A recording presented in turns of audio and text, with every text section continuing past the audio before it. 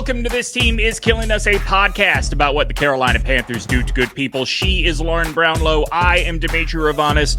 And Lauren, what is killing me today or this week is I am not sure what to think about this team right now. I love that they have 2 wins in a row. I fully expect they are going to get to 3 wins in a row just because, and I know you don't like optimism, but my God, did you watch any of that Jets-Broncos game? Like, the Panthers would literally have to not show up for me to believe the Jets could put more points on the board than they could. But I'm still not positive this is a very good team. Yeah, and you know what, though? Like, that's the thing, too. I've been watching more other teams than I had been in recent years around the league, and there's not a lot of... Honestly, I feel like the Panthers are not that far removed from what a lot of other teams look like, interestingly. Right. So, whereas like a couple years ago, so that's progress, right? Like, whereas like 2 years ago, and certainly at the beginning of last year, you would look at them and be like, they're one of the worst teams in the league. Like, it's pretty bad. But like, yeah, you look at them now and you're like, oh, you know, they're kind of assy, but so is everyone, maybe, or almost everyone. Like, it's weird. So we'll dive more into the outlook for this team at the end of the show today, because I think there's a really interesting conversation to be had about expectations for this team. But first, Lauren, let's talk about the subject everybody wants to talk about right now, and that is Rico Dowdle, and more specifically, what do you do with Rico Dowdle when Chuba Hubbard is healthy again? Before we dive into all the theories and all of the suggestions that have been out there, just real short, like, what is the ideal version of this look like for Lauren Brownlow? Ideally, when the Panthers, and honestly, when the Panthers have been at their absolute best, historically, they have had 2 really good running backs that you trust almost the same and that bring something important to the table. They might even be similar in some ways. You know, so, you know, it doesn't have to be contrasting skill sets necessarily, because I don't necessarily think that they're that different as runners. One thing they both do really well is, you know, they find a way to get positive yardage no matter what. That's what I always loved about Chuba, and you see Rico is pretty similar in that way. He maybe is a little faster than Chuba, but I think he's a better all-round weapon than Chuba. That is not to say that Chuba is not a very good running back. He is. I think you could do more with Rico. What I find interesting is the idea of trading Chuba has like permeated the internet in a way that like I don't like it. Yeah, I don't get it. I don't get why. And maybe this is a testament to the way people think about Dave Canales, but think about this, right? Like, you have 6 positions on an offense from play to play that are set. Your 5 linemen, your quarterback, that is never going to change, right? That means you have 5 skill guys you can play with. What is so crazy about putting in packages that are 2 receivers, 2 running backs, and a tight end? Like, what's so crazy about putting them on the field at the same time? I don't think anything is. And that's the other part that makes it interesting too. And also, like, let's be realistic. You know, I think maybe some of it comes from the fact that what we've seen from Dave so far is something where he does tend to like to ride one of them more than the other, noticeably so. I think if you could get to something that approaches a more even split, I think it would benefit both of them a ton. And it would benefit this team as well. And, or like you said, maybe even some packages where they're both on the field or whatever. I think Rico's probably more of a weapon as a receiver, I would say.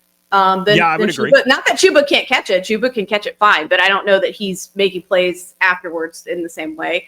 And so, like, yeah, I mean, I think that can only benefit, but I was worried about Rico by the end of that game. I was like, there is a lot of wear and tear in the last 2 weeks on Rico Dowdle for sure. Sports Illustrated writing that it's time to trade Chuba. PFF even has 3 destination ideas: Chicago, LA, the Chargers, and Tennessee. I mean, that'd be great if you could guarantee. Why would you do that to Chuba? With all we put Chuba through? You want to send him to Tennessee? What I was going to say is if you could guarantee me a high round draft pick, like by high round, I'm talking top 2, but you are talking about a running back, a 26-year-old running back with a big contract. Like, I don't think the value is going to be there to trade Chuba. So I come back around on what you were just talking about. So then let's talk realistically about how you split this up, because I do think you're right. Dave does tend to ride the hot hand. And I think right now, that's the way to go. You can't put Rico on the bench until he has proven to you that Chuba deserves to be back on the top spot in this depth chart. Like, Rico has just done too much.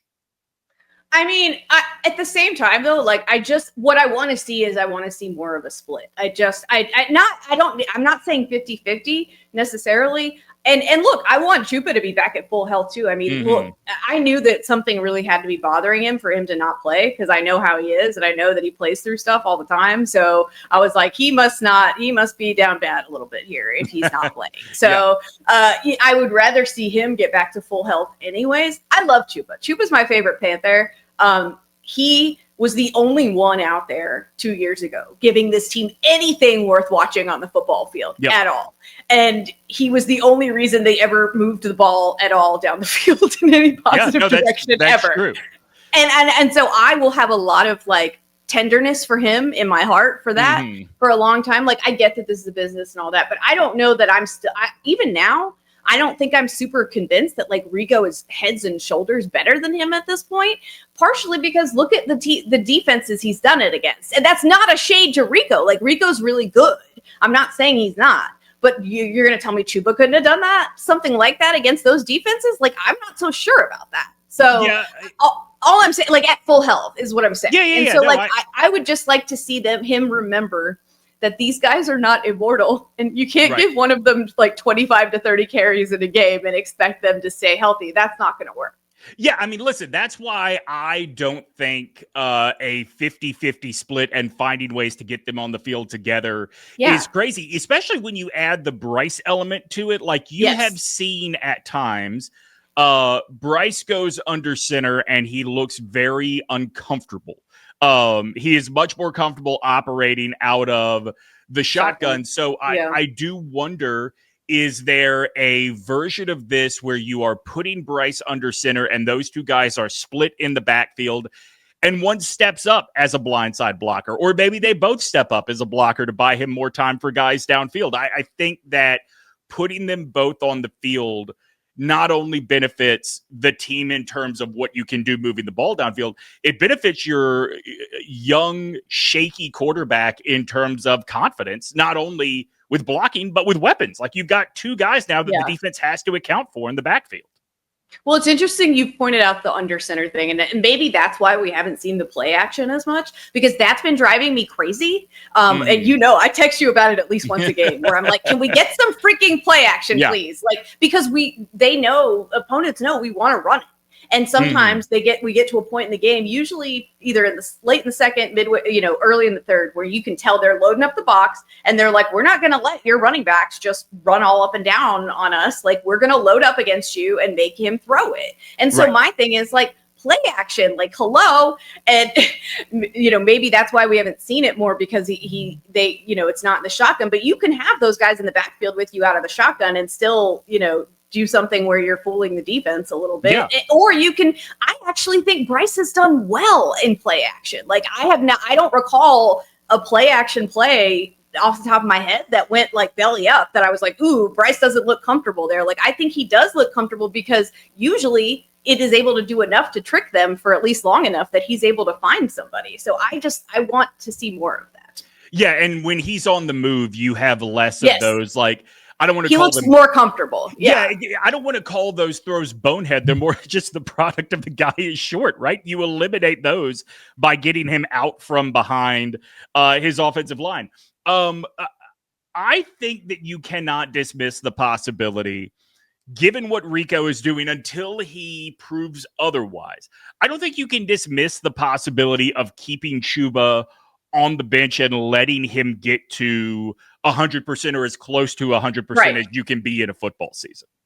I agree. I mean, I don't disagree with that at all. Like I said, I'd rather Chuba come back at full health than like try to force him back out there. But I also don't want Rico to be killed.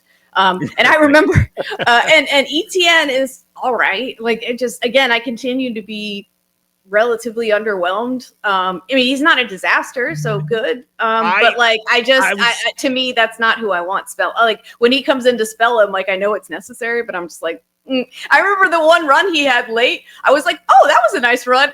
But their defense was so terrible, Dallas, that I actually didn't realize they were trying to let him score for a minute. Yeah, that one. Yeah. No, I was a little bit. You're right. Okay. And I'll own, I thought from what we saw in the preseason, I thought Etienne was ready to go. And Etienne is just such a huge drop off from Rico and Chuba. It's like undeniable at this point, right? So my bad on that one. I was never a fan because like no offense to your conference. But like when a guy, but especially Alabama and Georgia and schools like that, when a guy comes out of there and people are kind of iffy on him, that's where I get red flaggy, and I've read a lot of evaluations like that. I would say and look, I felt a little red flaggy about him as high as they took him because, like, that's what I mean. Yeah. So the guy that I always compare this to is when I was a younger man and rooting for the Buccaneers, and understand as I wear my Alabama sweatshirt, there is some bias here, but I always felt this way about Carnell Williams, Williams, when the Buccaneers drafted him 5th overall. That's a dude that couldn't stay healthy for more than 3 plays at Auburn. Why was the NFL going to be different? And Travis Etienne was very similar. Or Trevor, which one is he? Trevor Etienne. Jesus. T. Etienne. One of the Etiennes. It's gotta be Travis because it's gotta be Trevor. Yeah, I think it's Travis Trevor. Play with Trevor at Clemson. That sounds right. Yeah. So Trevor Etienne missed a lot of time at Georgia, right? He missed a lot of time at Florida. So it just didn't make sense to me. I guess the last thing to wrap up on the running backs here is maybe we have to ask ourselves, is this a conversation worth having? At the end of the day, maybe it's as simple as Dave is one of those guys that believes you cannot lose your spot on the depth chart to injury, and Chuba has done enough to prove that he should get a second opportunity to be the starter. I personally am of the belief you ride the hot hand, but I think you've got to account for where Dave is mentally, and I don't think we know that until Chuba's completely healthy. Yeah, I hope he can just give him the time. And I think, like, but that's the problem. Like, if Chuba's like, no, I'm good, it's hard. There's only so much you could do, right? If Chuba's like, no, I'm fine. I'm fine. But I wish, and I think this gives them that luxury. And look, like I said, like I'm not ready. I know that this is such a recency bias league, which has always driven me absolutely bananas. Okay, I hate it, but it's like, you know what? Like, he's done enough and run well enough that for me, I'm like, I didn't just forget all that. Sorry. Like, y'all might want to, I'm not gonna. And like, I like Rico. I love the fact that guy talked some shit and backed it right on up. Like, that is, you're coming for my heart, man. I get you. Okay. But like Chuba, like I said, I will always fight for Chuba because of all the reasons I said before. And I still think he's very good. And I just want to see them both out there. Like, let's get the 2-headed running back going again. Like, that's when this team is good. Let's go. This idea that we have to choose or shuffle the depth chart or however, I go back to. Yeah, go ahead. Sorry. I mean, I think about my favorite Old El Paso tacos commercial when they used to sell the package of tacos shells that had both soft shells and hard shells in them. And there was the commercial with the little Mexican girl that would look at her family who was fighting over hard shell or soft shell tacos and go, "Por qué no los dos?" And that's the way I feel about our running backs. There we go.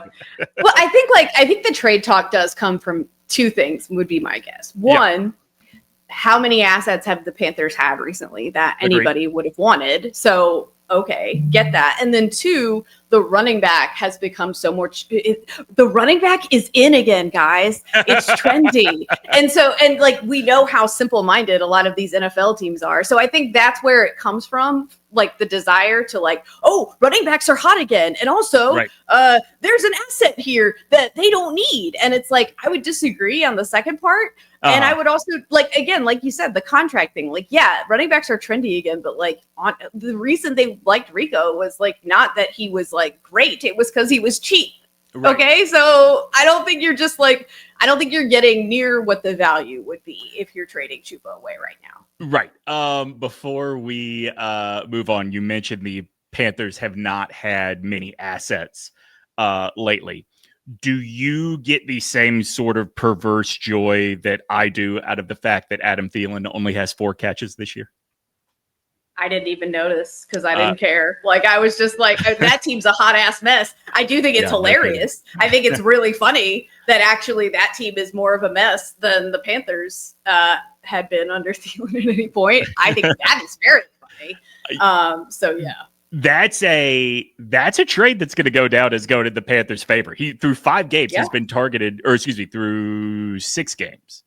1, 2, 3, 4. No, 5 games. He's been targeted only 8 times. I mean, that's a win for Dan Morgan as far as I'm concerned. All right, let's talk about this column that Scott Fowler wrote in the Charlotte Observer, where he said he knows Panthers fans are always hoping to see that their quarterback is the next Cam, but he thinks right now we have the next Baker Mayfield in BryceYoung. It is interesting. And like some of his stuff, some of his evidence feels very like, come on, Scott, you got to do better than this if you're comparative, right? They're both undersized. They both won a Heisman. Okay, cool. I think that the coolness and the confidence with the game on the line. Okay, I kind of see that. I don't think Bryce is all the way there at his NFL career, but no. I really hate this idea that we are comparing Bryce and Baker Mayfield because they are both the beneficiaries of a late career resurgence. Bryce is in his 3rd year in the league. Right. Well, I was going to say, I was like, so does that mean he'll be great in like 7 years, or where are we going with this? This is probably the best offense collection of talent around him he's ever had, and that's not saying much. Like, I think I could see him being the next Baker Mayfield, but I don't think that would bode well for Panthers fans because Baker had to get away from the Browns in order to start climbing the ladder. Like, I think a big part of the Mayfield story is you went to the wrong team to nurture you to begin with. Honestly, to me, I think a better success story for Bryce could potentially be like being a Dak Prescott. Okay, tell me more. Just like Dak Prescott is right on that line. Do you mean as a like ceiling of talent? Because remember, Dak came out like really strong his rookie year. Yes, but then he fell back to earth and everyone was like, oh, he's mid. And then some people even started to say he's bad. And then we realized, oh, he's not bad, actually. Right. And then it's like, yeah, he's just sort of leveled out at like, oh, he's pretty that. So I don't mean his arc necessarily. I just mean that is, I think, like the best case scenario for his ceiling of what he can be, which also makes contracts very tricky, certainly when you're talking about a guy like that, because it's like you need him, but is he really worth all that money kind of thing in a quarterback market? That's what would make it tricky. So I think that would be the best case scenario, honestly, though, in terms of like his level of play for the Panthers. If he got to a level like that, where you're still like wondering after so many years, like, is he good? I think like that's. Yeah. I mean, I think that one of the things with Dak, if that is where Bryce tops out, there is, it's easy to fall for the fallacy of we can do better. Like Dak is really good. Right? Like it's that guy is worth the contract that he held out for. And it's not because it's not easy to go find another Dak Prescott. I'm not saying he's as good as that, by the way, Bryce. I'm saying that is potential, I see his potential ceiling at, you know. Yeah, I agree. I think that where the Bryson Baker thing for me falls apart anyway is in confidence, right? Like Baker he's always had irrational confidence. I was even when he was struggling, like in Cleveland, in Carolina, when he couldn't get back on the field in LA, he was still as cocky as he was at Oklahoma. To me, Bryce. To me, his defining characteristic at Alabama was there was nothing he thought was too big for him. And we very much are on a week-to-week train with Bryce. And, let's be fair. That is progress for Bryce. Yeah, I mean, I agree. He doesn't have that same level of confidence, and it's evident in the play. And look, sometimes Baker has too much. And I remember, the confidence would often make Baker defiant, which people didn't like, because they questioned him after games, and he'd always have something to say that didn't always come off super well and whatever. So it can work against you and for you. But, at the same time, when you're rolling and you have that kind of confidence, it's tough to beat. And it's something I do wish Bryce had more of it, but you can't make someone not who they are. You know what I mean? You can't. Right. I think that there is a level of rationalism. I don't know if that's the right word for it. That Bryce has that Baker never did, that actually benefits Baker. Yeah, because let's be honest, playing quarterback, period. You have to leave some rationality at the door. Right. Because you're asking of yourself in those situations, probably everything inside of you wants to be no, this is bad. I'm in danger. Your body is probably screaming at you. And especially when you're a guy like Bryce, who took a beating his entire rookie season and probably still has the PTSD from that to tell the tale of oh, but what if, and so, I mean, I get it. Has the PTSD of just failure, by the way. Something that was new to him. Right. And even when it wasn't his fault at times, you know what I mean? And sometimes it has been, but even he had a pick this past week that was not his fault. Agreed. Agreed. I want to ask you, as just a hardcore Panthers fan, this idea that the franchise, and let's take Bryce out of it for a second. Yeah. This idea that the franchise and the fan base is always looking for the next Cam. To me, that strikes me as insane, just because Cam is Cam's unique, one of one. Right. It physically, in terms of talent, one of one. I also think that personality wise, not necessarily ideal. Especially How dare you? Listen, I like Cam for who he is, but I think that you either ride with him or you don't. And I think that's very hard if you are a rookie on a team that is not devoid of playmakers the way they were a couple of years ago. So ideally, what is it that this team is looking for? What is it this fan base this is all we're asking for at quarterback is blank? That's a great question. I mean, I wish I knew the answer. I don't really know. I think when they say the next Cam, I don't know that they literally mean that so much as because look, this fan base granted, a lot of the people in this fan base were probably not born. Perhaps when this was happening, but this fan base has gotten behind some real assy quarterbacks in the past and been not okay with them, but certainly we would ride the ups and downs because the ups were usually more than the downs. And we also liked them as a Jake Delhomme. I mean, we just liked Jake, but then, I stopped liking Jake when they gave him a new contract after he turned the football over 9,000 times in a playoff game at home. Because that was my issue with Jake always. I think what you want them to do is take care of the football and be able to make plays sometimes. That is really what you want out of your quarterback. And you want to feel like if you have a chance to make a comeback in a game, and this was where Jake would sometimes lose me, you want to feel like you had a chance to make a comeback if you got down a little bit. Bryce does give you that. And I was about to ask, do you feel that way week to week with Bryce now? I do feel like when we're down, we do have a chance. But it to me, what's more variable is not oh, can Bryce do it? It's is Bryce in the headspace to do it? And that is not always something I'm 100% sure about. And, but he's like I said, he's been giving me some more faith lately in that. And I think that's a good thing, but it's really just can he be more careful with the ball would be my biggest critique at this point. And, a lot of people just go on and on about his size and all that.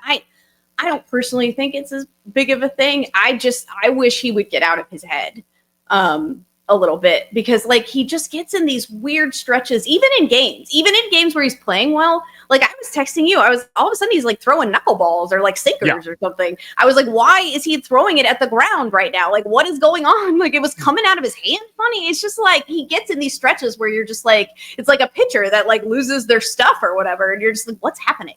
Yeah, don't take this as a criticism of him or of his father or of anything like that. I wonder if all of the benefits that come from growing up with a psychologist in the family also comes with some downside. Yeah, the overthinking, Exactly. You're constantly overanalyzing where you are. All right. You're like, am I okay? Am I in a good mental space? I don't know. You know, and so, because I, as an overthinker, like, I get that. Let's wrap the quarterback conversation on kind of where the mental health of the fan base is watching Baker Mayfield and Sam Darnold right now. I will tell you, and I've said this on the show before, and I still stand by, at the time I was 100% correct. It is like what our buddy Bomani Jones says about Josh Allen. At the time, I was right, but I recognize. And he says this about Sam Darnold. He's been saying it about Sam Darnold recently. So this is what I'll say about Baker Mayfield. Baker Mayfield, signing Baker Mayfield is what made it easy for me to drop my Buccaneers allegiance, because at the time, that was the epitome. That dude was the epitome of, okay, we're not tanking, but we're also not trying to win. Obviously, in Tampa, he has found that special sauce where now there's a very real chance the Buccaneers are the best team in the NFC. Good for him. I still think at the time I made the right decision with the information in front of me. But you are a Panthers fan. You were rooting for these guys when they came to the Panthers, no matter what you thought or how you thought it would go. You were rooting for them to succeed. They did not, and now suddenly they're succeeding elsewhere. I was happy when Baker got signed. When Sam Darnold got signed, I almost broke something. I was so mad. Right, I was so mad. Ideally, you would have been happy to be wrong. You just knew you weren't gonna be. Of course. Yeah. Right. Well, and honestly, I was happy they signed Baker, but I was concerned, and I was mad when they signed Sam Darnold. And I'll tell you why. Because the situation was similar for both of them. The O-line was terrible. Right. They didn't have a whole lot around them. And so I was like, what are they going to be able to do with that? Like, what? I'm sorry. Didn't Sam Darnold already play for the Jets? Didn't we see what he can do when everything around him sucks? It's not well. Really important. He's going to just throw it to the other team a bunch. That's what's going to happen. Really important to note that Scott Fitterer and Dave Tepper made the trade for Sam Darnold and picked up his fifth-year option after Darnold had made the "seen ghosts out there" comment. You know how mad I was? I was furious. I was so mad. I was on a solo vacation to Arizona at the time. Yeah. I was like, and they were like, it was so bad that they were like making fun of the Panthers on Arizona sports radio. Yeah. I was like, this is so bad. I was devastated. He sucked here. Baker, I don't think Baker was a lot less was like, I felt like Baker got kind of a raw deal. I always liked Baker more. I felt like Baker was always in the wrong situation. Whereas Sam, because Sam had such a propensity to panic, and you do still see that come out in Sam from time to time. Yeah, for sure. Just not as much.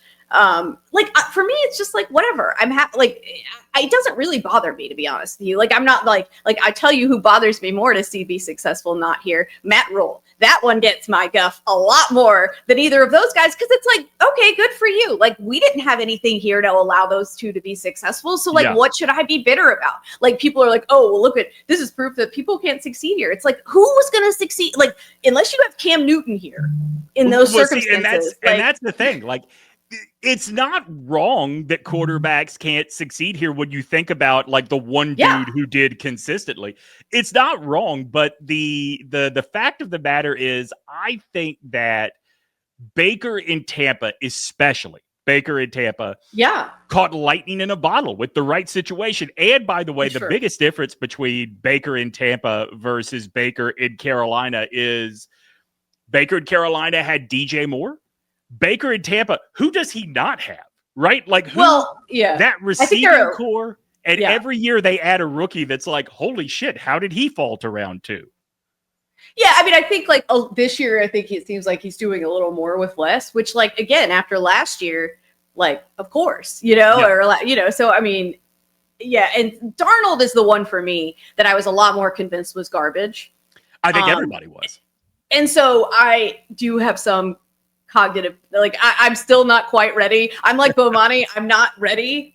But I do have to acknowledge, like, all right, now he's doing it in Seattle too. And like now Minnesota looks like ass. Like, granted, I never thought their quarterback was good. So for me, it's like whatever. But like their quarterback now, I mean, but regardless, like, I just think like you can point to a lot more things than those guys being successful elsewhere to say the Panthers, like, if you're going to try to prove a point about the Panthers and quarterbacks, like there's a lot more things you could even point to like the fact that they didn't put more around a guy like Cam Newton to point out the fact that like, or what they did to Teddy Bridgewater. I mean, there's so many more things you can point out than like, oh, well, this is just proof that the Panthers they were here for like a year each, and they were here with terrible rosters around them. Like they they could have been on any other bad team in the same circumstance and the same thing would have happened. So I don't, it's not unique to us is all I'm trying to say. It's a little bit sad. And look, I still believe there is some quarterback black hole allegations that are going to be very hard to beat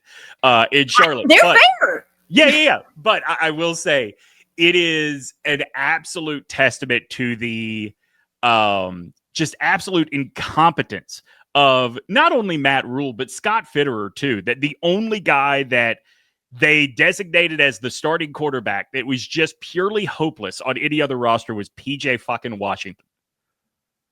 Yeah. And I liked PJ, to be honest. I mean, he just was fun. He was kind of like a novelty because he was their Hail Mary quarterback, which I always thought was funny. Well, like I wish him well. I don't know what league or if he's coaching. He was like Arena. He came from Arena League, I believe. He came from the rebooted XFL. Yes, that's what it was. Yeah.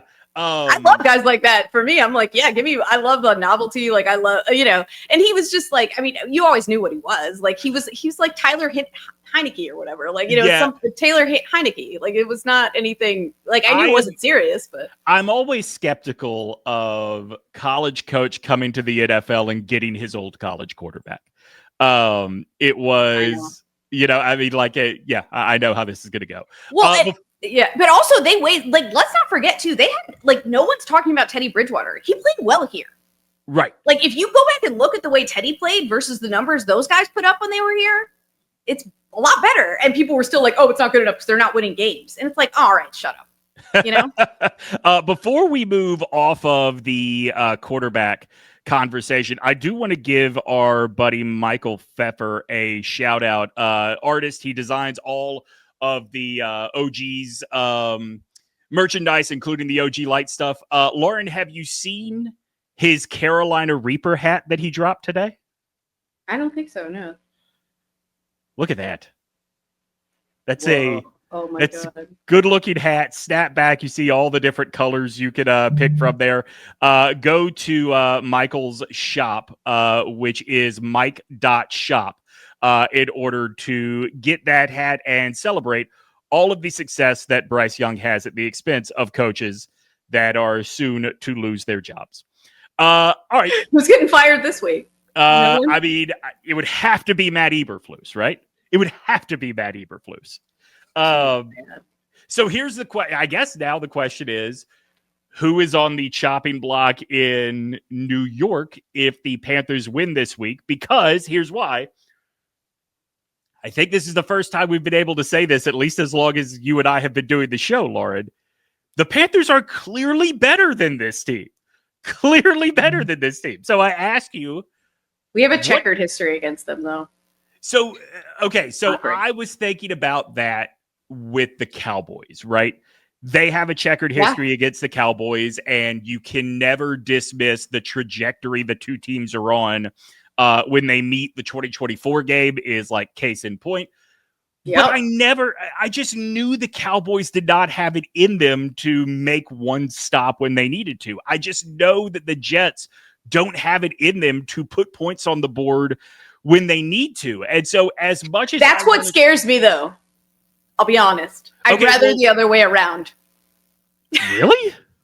That like a bad defense. I'd rather be playing against a terrible defense. Okay.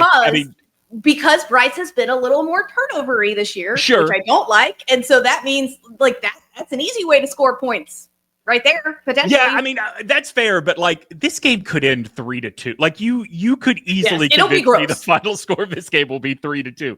I don't recall an aesthetically pleasing game between these two in my lifetime. So yeah, I can believe that. I cannot think of one. Excuse me, I cannot think of a game between the two off the top of my head, but I could totally believe that these are ugly games when these two teams get together. What's the ceiling for this team right now? I think there are 5 winnable games left on the roster that would, or on the schedule that would get them to 8-9 on the season, which is improvement. But, you know, it's hard to dismiss the home versus road thing. 0-3 on the road, 3-0 at home, because they have looked really bad on the road. And of those 5 winnable games, Lauren, only 1 is at home. And it's weird, right? Because last year, wasn't it the opposite? It was, yeah. Sure. It was. So it's like, and it's a lot of, I mean, it's not all the same people, but a lot of them are the same. So it's like, weird. But yeah, like, I do think that they can shake out that road stuff eventually and because like, let's be honest, one of the teams they played on the road was the Jaguars, who turned out are very, very good. Bad. Yeah, like they're pretty good. Because I know we were concerned because we were like, oh, the Jaguars are good. And then they beat that ass and we're like, uh-oh, this is bad. And then it's like, oh, okay, the Jaguars are actually pretty good. Okay, maybe. So, I mean, like that for sure is one that you can just kind of go whatever. And, so we'll see. I think they can shake off some of that road stuff, to be honest. That doesn't concern me as much just because, like I said, this team was so successful on the road last year that I'm not as worried about it. I said at the beginning of the year that I thought they'd win 7. That seems to me very reasonable at this point. And like you said, maybe they could get 1 more out of that group. To me, I still think 7 feels right in my heart at this point. And 7 would still be like, that's a lot better. But again, for me, it's a lot more year over year. Yeah. It's a lot more about the aesthetics to me. And it's a lot more about seeing development out of everybody. And that's from the top down. Like that's from head coach to quarterback to everybody. And the defense, we're seeing it in the defense. The defense, it's very evident that there's been some development. Are there still issues? Of course there are. But the front is just so much better and more disruptive. You just want to see the development. The weapons are a lot better. You see a lot of potential in the young skill guys. You just want to see guys keep taking the next step, I guess. Yeah. So of the 5 games I look at as very winnable for this team, the Saints on November 9th at home is, again, that's the only home game. But you've got another game against the Saints. You've got this week against the Jets. Even though going to Atlanta is going to be very different than playing them here, like based on what they did. Oh, I'm terrified. Earlier. Like I am so terrified. Yeah, but you can't dismiss it as a winnable game. I hear you, but you can't dismiss it as a winnable game. And then I believe, and I don't know. I think people listening to this are going to say I'm crazy. I still think Monday night at San Francisco is a winnable game for this team. I don't think it's crazy, mostly because like, what did Bomani say about that Bucks 49ers game? And I wasn't watching it super closely either, but I did have it on in the background. And that was it's kind of like slightly better than mid teams, right. Above mid, not the way the kids use mid, because they use mid to mean like, it should be average, but it's actually, they mean it as like bad seemingly. Yeah. But it's like, no, actually like above average, but like not great. Teams going at it, and you're like, are these teams good? Like, how good are they? You're not really sure. Still, even at this point with their records. So, like, yeah, I mean, it's concerning because it's a long road trip and all those things, and we certainly have not looked not embarrassing in prime time in a very long time. So that also is concerning. That's true. But yeah, I don't think it's like so out of the question to win it. I'm actually way more scared of the second Falcons game because that is the game they continue to reference, understandably so, because it was so like bananas the way it played out. Like I've seen the Panthers lose a lot of games that way. I have not seen an opponent melt down in that way against the Panthers in the way that they did in that game. And it was just like this, it was like the worst day of your life. You know, one of those days where like everything's going wrong for you. It's like straight out of a comedy, you know, you're getting every traffic light. You're like tripping and you're dropping food on yourself. Just everything that can go wrong will go wrong. And that's what happened to them in that game. And I think they're like very eager to prove a point when they see us again. And so that is terrifying. Yeah. In order to reach that ceiling of 8 wins, maybe even exceed it and get to 9. I think the offense, what they have to do is pretty obvious, right? Bryce has to eliminate the bonehead mistakes. And I was talking about this with Joe Ovius this week. Like, you think back to the game against Miami, and that fumble was like, good Lord, what are you doing? I thought the interception was so much worse because it was right in the defender's chest. So totally different from the interception this week. But along the lines of the interception this week, to get to that ceiling, like, Liggett and T-Mac have to eliminate the dumb incompletions.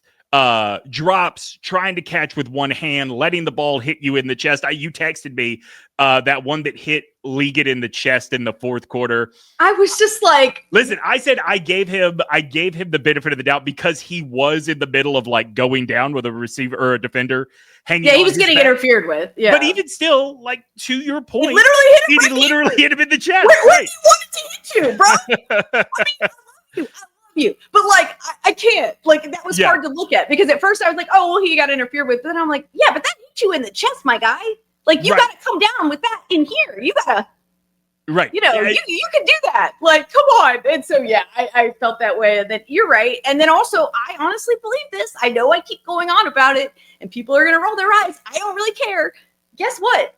The special teams were better last week. And I think that's a big reason that they were able to win by the margin they did. There's something that there is a room for improvement in all 3 phases because as much like when the defense is on, they are on. Right? Like that when they are on, especially the front 7, they really get rolling. But you see a lot more stuffs at the line or short pickups when the offense needed a lot more. And that's a huge play for the Panthers. They have to get more disruptive in the backfield. They average less than a sack a game.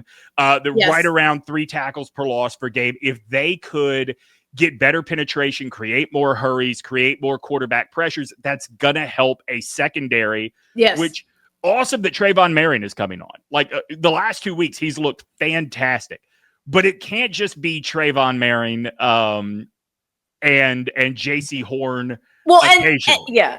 And the other part of the problem, and you saw Dallas doing this last week, is like they just keep moving their best receiver around away from JC Horn.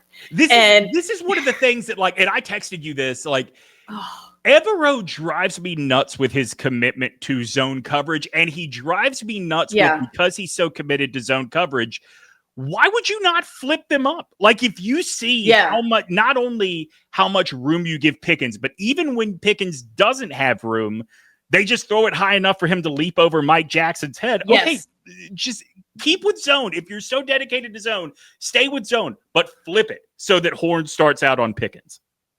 Well, they were saying on the broadcast, at least, and I was so happy, by the way, to have Greg Olson and Adam Amin on the broadcast. 2 of my favorite. Well, Adam's one of my favorite people in real life. I don't know Greg in real life, but I love him on the broadcast, and I loved him as a Panther.